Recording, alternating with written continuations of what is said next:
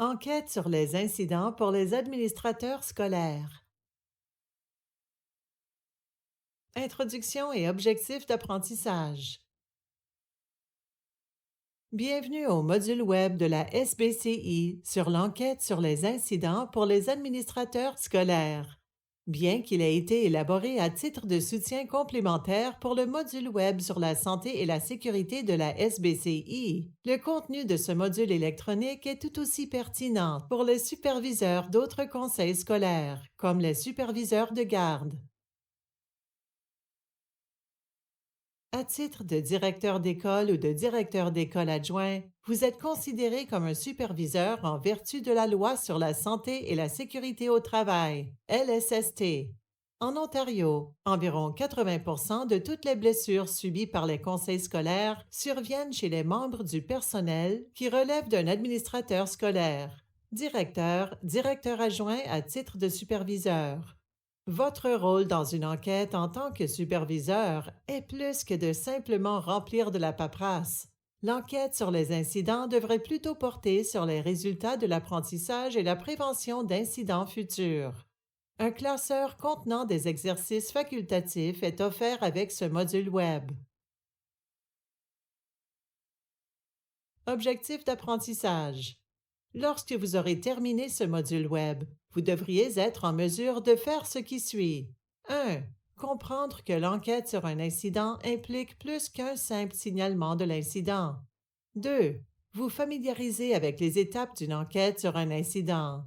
3. Créer un milieu de travail sécuritaire dans votre école. Pourquoi mener des enquêtes sur les incidents en milieu de travail? En tant qu'administrateur scolaire, vous devez composer quotidiennement avec de multiples priorités urgentes. Vous pouvez vous poser les questions suivantes. 1. Avez-vous le temps de mener des enquêtes sur les incidents? 2. Avez-vous les connaissances nécessaires pour mener efficacement des enquêtes sur les incidents? 3. Vous ne savez peut-être pas si la tenue d'enquête sur les incidents profite réellement à votre école. Les enquêtes sur les incidents sont menées pour deux raisons principales, toutes deux d'importance égale. Raison législative, pour la prévention. Exigences législatives. Les exigences législatives en matière d'enquête et de rapport se trouvent dans la Loi sur la santé et la sécurité au travail, LSST, et la Loi sur la sécurité professionnelle et l'assurance contre les accidents du travail, LSPAAT. Les sections pertinentes se trouvent dans votre cahier de formation. Il convient de noter les exigences relatives aux blessures critiques, qui sont décrites en détail dans la section suivante.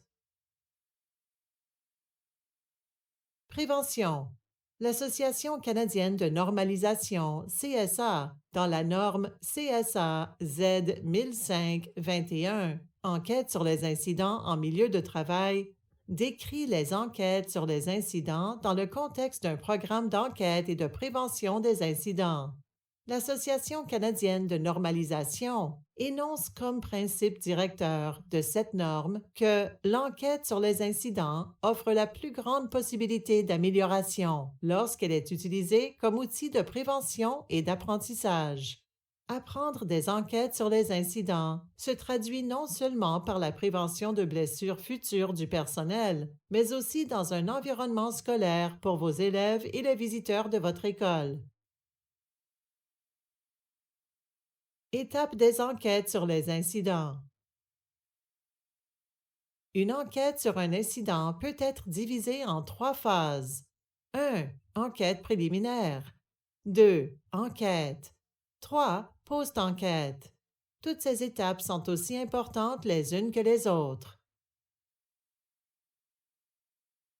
1. Enquête préliminaire.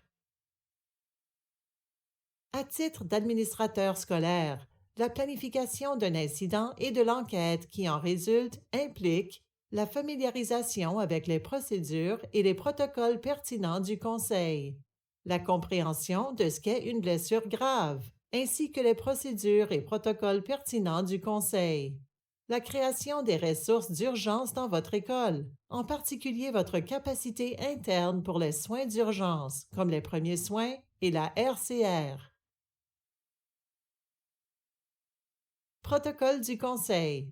Votre conseil scolaire aura un protocole ou une procédure d'enquête sur les incidents, qui décrit généralement ce qui suit.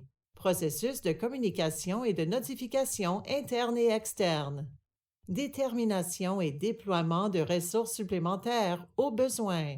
Sécurisation du lieu de l'incident au besoin. Veuillez noter qu'il ne s'agit pas d'une liste exhaustive. Consultez votre cahier de travail pour connaître les composantes de la phase de planification indiquée dans la norme CSA Z 1005-21. Bien que personne ne soit vraiment prêt pour un incident et l'enquête qui en résulte, la connaissance du protocole de votre conseil d'administration, y compris les ressources à votre disposition, vous permet de mieux vous préparer. Blessures critiques.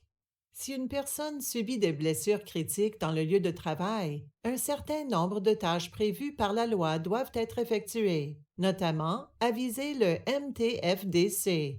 Mais tout d'abord, qu'est-ce qu'une blessure critique? Le règlement de l'Ontario 420-21 prévoit qu'une blessure critique s'entend d'une blessure de nature grave qui, selon le cas, A. met la vie en danger, B. fait perdre connaissance, C. entraîne une perte de sang importante, D. comporte la fracture d'une jambe ou d'un bras, mais non d'un doigt ou d'un orteil, E. comporte l'amputation d'une jambe, d'un bras, d'une main ou d'un pied, mais non d'un doigt ou d'un orteil. F. consiste en brûlure sur une grande surface du corps. G. provoque la perte de la vue dans un œil. Veuillez noter que le MTFDC considère que la jambe comprend la cheville ou le pied et que le bras comprend le poignet ou la main. Bien que le règlement précise que la fracture ou l'amputation d'un seul doigt ou orteil ne constitue pas une blessure critique, la fracture ou l'amputation de plus d'un doigt ou orteil est considérée comme une blessure critique. Pour compliquer un peu plus les choses, il faut signaler au MTFDC les blessures critiques subies par les personnes autres que les travailleurs, notamment les élèves, les parents et les visiteurs qui se présentent à votre école. Il ne faut pas signaler la totalité des blessures non critiques subies par les personnes autres que les travailleurs. Il faut uniquement signaler les événements si vous répondez oui aux deux questions suivantes. 1. La blessure critique a-t-elle eu lieu dans un endroit où un travailleur était au travail ou était susceptible de s'y trouver? 2. Existe un lien raisonnable entre le danger qui a causé l'événement et un risque réaliste pour la santé et la sécurité des travailleurs? Faisons un jeu questionnaire éclair. D'après vous, faut-il signaler les événements suivants? 1. Un parent glisse sur une marche glacée de l'escalier de l'école et se casse une jambe alors qu'il entre dans votre école. Oui ou non? Oui, il faut signaler cet incident, puisque vous avez répondu oui aux deux questions ci-dessus. 2. Pendant la récréation, un élève tombe de la cage à singes et se casse un bras. Oui ou non? Non, il ne faut pas signaler cet incident. Bien qu'un membre du personnel puisse superviser l'aire de jeu et ses environs, il n'y a pas de lien raisonnable entre le danger et le risque réaliste pour les travailleurs. À titre d'administrateur scolaire dans le contexte de la LSST, si une personne est gravement blessée, 1. Appelez toujours le 911 en cas d'urgence. 2. Avisez immédiatement le MTFDC et le CMSS. 3. Ne perturbez pas la scène. 4. Fournissez un rapport écrit dans les 48 heures. Sur le plan opérationnel, les activités ci-dessus peuvent varier d'un conseil scolaire à l'autre. Par exemple, il est possible que votre rôle consiste à aviser une personne ressource centrale, comme votre responsable de la santé et de la sécurité, qui mettra en œuvre les avis et les signalements. En outre, Il est possible que le protocole de votre conseil scolaire vous oblige également à aviser votre surintendant. Ressources d'urgence. Il est important d'avoir une connaissance pratique des procédures de signalement des incidents et d'enquête de votre conseil d'administration. Il en va de même pour les interventions d'urgence et les ressources. En particulier, comprendre votre rôle dans une intervention initiale en cas d'urgence. Par exemple, acte de violence, intrus armés, enlèvement ou otage, déversement de produits chimiques, fuite de gaz ou rejet de substances nocives, alerte à la bombe et colis suspects, protocole en cas d'incendie, panne de courant ou panne de chauffage, urgence médicale, temps violent. N'oubliez pas de conserver un certain nombre d'employés certifiés en secourisme et en RCR. Ils font partie intégrante de la capacité interne de votre école à intervenir en cas d'incident ou d'urgence. 2. Phase d'enquête. Gestion des lieux. En fonction de la nature de l'incident, en cas d'urgence médicale, suivez les actions immédiates suivantes. 1. Assurer la sécurité de toutes les personnes concernées. S'assurer que le personnel et les secouristes ont protégé toutes les personnes contre d'autres blessures. Sécuriser les lieux. 2. Fournir des soins d'urgence aux besoins. 3. Composer le 911. Fournir un nom, un numéro de rappel ou autant de détails que possible, y compris tous les renseignements liés à la victime et aux premiers soins. 4. Signaler l'incident au personnel désigné du Conseil conformément au protocole du Conseil. Collecte de données, acquisition de connaissances. Après la gestion des lieux, l'étape suivante est l'enquête sur l'incident. La collecte de données est le terme que la CSA utilise dans sa norme plutôt que la collecte de preuves. L'acquisition de connaissances par la découverte de faits et non la recherche de fautes devrait être le point central de votre enquête. L'approche fondée sur la recherche des faits qui permet de trouver des solutions pour un milieu de travail plus sécuritaire est la plus efficace. À cette étape de l'enquête, n'oubliez pas que l'enquête sur l'incident peut être comparée au processus de résolution de problèmes. Tout comme dans ce processus, l'enquête sur les incidents définit un problème, recueille des données, analyse les faits et détermine et évalue des solutions. En tant que superviseur, la résolution de problèmes est au cœur de votre rôle. Les superviseurs sont des spécialistes de la résolution de problèmes. La collecte de données aux fins de l'enquête sur un incident a été résumée succinctement dans le document Fast Fact, How to Investigate an Incident de la Public Services Health and Safety Association, PSHSA. Ce qui suit est extrait de ce document. Collecter des preuves. La collecte de preuves vous aide à vous faire une idée claire de ce qui s'est passé afin que des mesures puissent être prises pour prévenir des incidents semblables à l'avenir. Lors de la collecte de preuves, identifiez l'événement final de l'incident, le danger. Recueillez des données qui brossent un tableau complet de ce qui s'est passé depuis le début de l'incident et de ce qui a contribué à l'événement final. Interrogez les travailleurs de façon coopérative et sans porter de jugement. Il s'agit d'un exercice d'établissement des faits. Il ne faut pas blâmer qui que ce soit. Assurez-vous que la preuve est factuelle au sujet des actions qui ont été vues, entendues ou réalisées. Il y a 2 façons de recueillir des preuves. 1. Cherchez des indices sur les lieux de l'incident. Par exemple, prenez des photos. Faites des croquis. Prenez des mesures. Prélevez des échantillons de substances et eau fluide.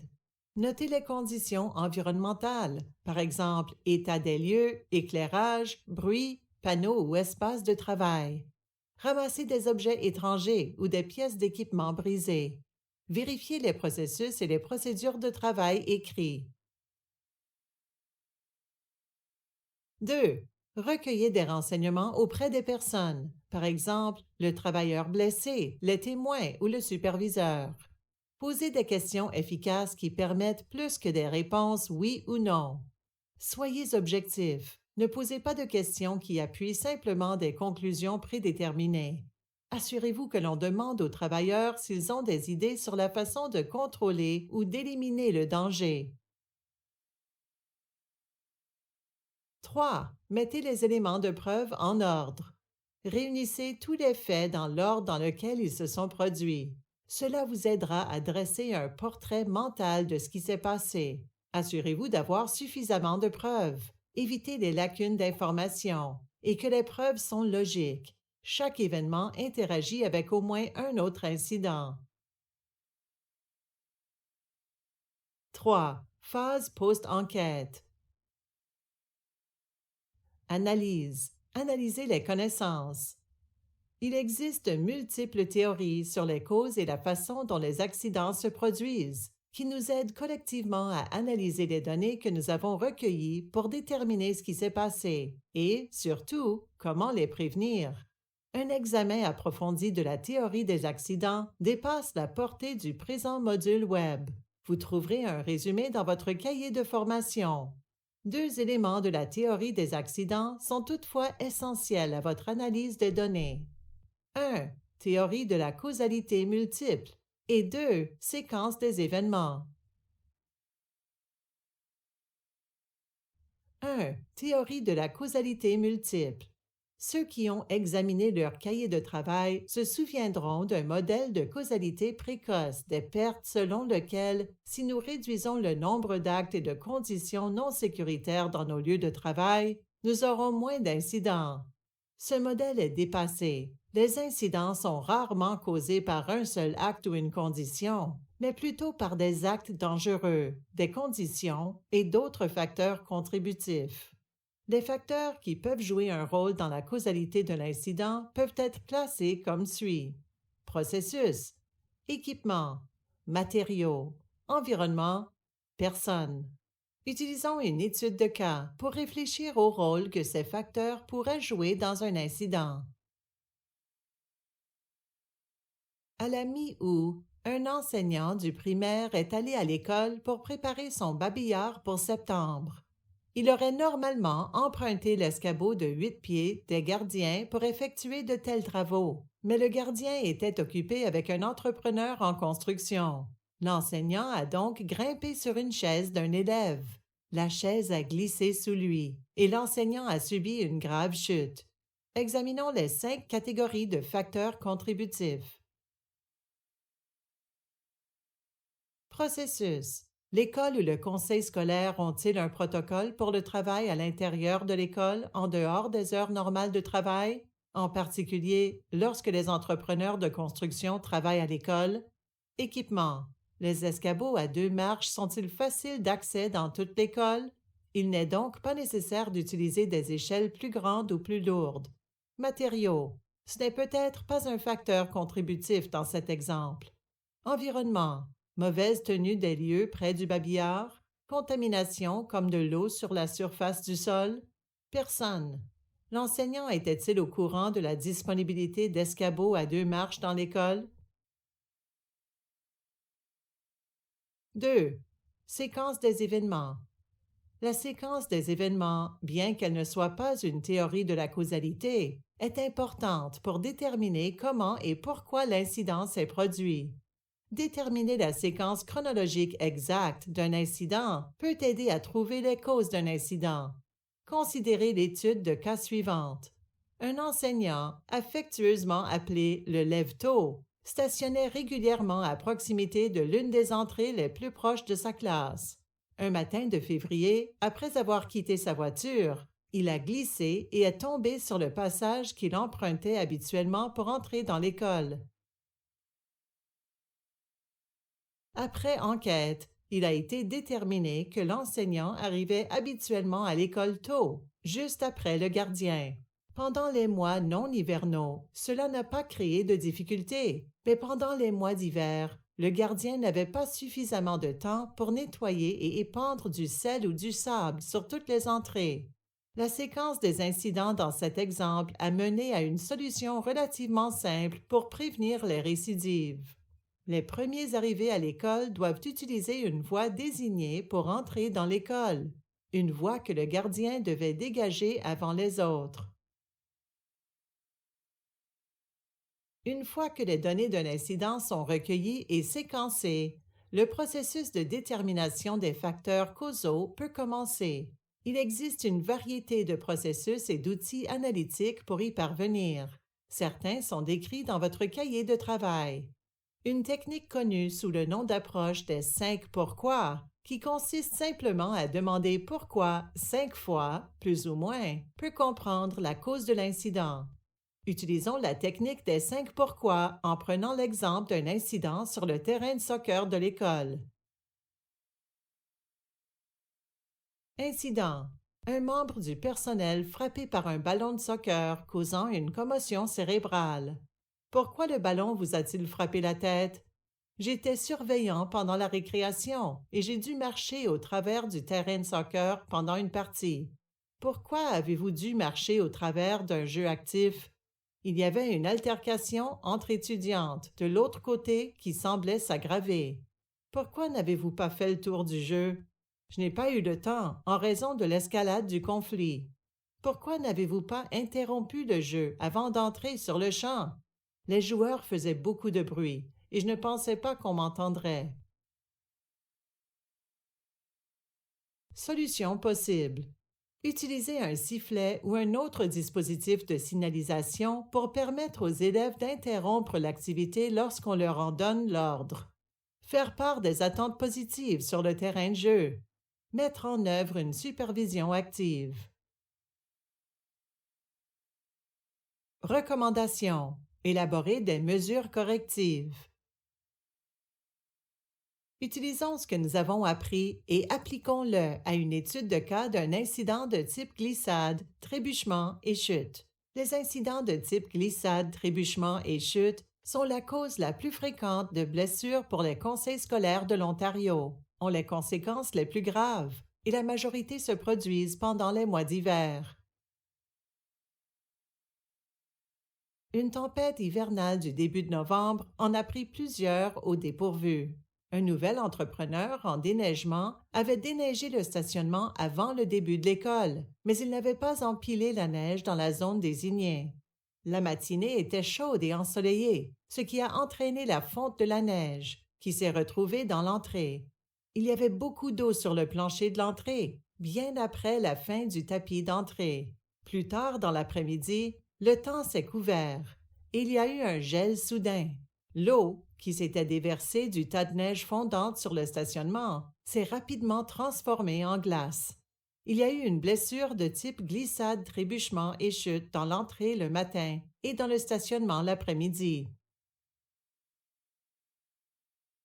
Selon vous, qu'est-ce qui a pu contribuer à ces blessures? L'entrepreneur en déneigement ne connaît pas bien le plan de déménagement de l'école. Est-ce causé par des chaussures ou des bottes? La transition vers les chaussures d'hiver est-elle trop lente? Tapis d'entrée inadéquat à l'intérieur de l'entrée? Manque d'affiches indiquant des planchers mouillés? Manque de nettoyage de l'eau? Y a-t-il autre chose? Explorons les solutions possibles. Avant la saison hivernale, une réunion sur le site de l'école avec l'entrepreneur en déneigement, les services des installations, le gardien et l'administrateur de l'école est importante, afin que chacun comprenne son rôle et ses attentes. L'emplacement des amoncellements de neige est un point de discussion critique, car la neige accumulée au mauvais endroit peut obstruer les lignes de visibilité et, selon la pente du stationnement et l'emplacement des puiseurs, créer un danger avec les cycles de gel et de dégel. Les chaussures d'hiver sont d'une importance cruciale. Les entrepreneurs et les gardiens travaillent très fort pour enlever la neige et épandre du sel et du sable, mais ils ne peuvent pas être partout tout le temps. Le personnel doit jouer un rôle en utilisant des chaussures d'hiver. Il est également très important de poser des tapis d'entrée. Si une quantité importante d'eau est observée au-delà de la fin du tapis, ce dernier pourrait devoir être agrandi pendant la saison hivernale. Pour obtenir des ressources sur la prévention des glissades, des trébuchements et des chutes en hiver, veuillez consulter le document Prévention des glissades, des trébuchements et des chutes de la SBCI, module web sur les conditions hivernales et surfaces extérieures, une courte capsule web de 5 minutes de la SBCI intitulée Prévenir les glissades, les trébuchements et les chutes, chaussures d'hiver et aide à la traction pour l'extérieur peut également être partagée lors des réunions du personnel. Résumé. Leçon tirée des incidents. Aucune organisation ne veut avoir de blessures, mais il est important de tirer des leçons des incidents. Les enquêtes sur les incidents ne doivent pas être considérées comme une activité de paperasse, mais comme une occasion d'éviter une répétition de l'incident. La norme d'enquête sur les incidents de la CSA nous rappelle le principe directeur d'une enquête réussie. L'enquête sur les incidents offre la plus grande possibilité d'amélioration lorsqu'elle est utilisée comme outil de prévention et d'apprentissage. La sécurité est une responsabilité partagée. Merci de faire votre part. Enfin, si vous avez des questions, veuillez vous adresser au responsable de la santé et de la sécurité de votre conseil scolaire. Remerciements. Nous remercions les personnes suivantes pour leur examen, leurs réflexions, leurs commentaires et leurs contributions.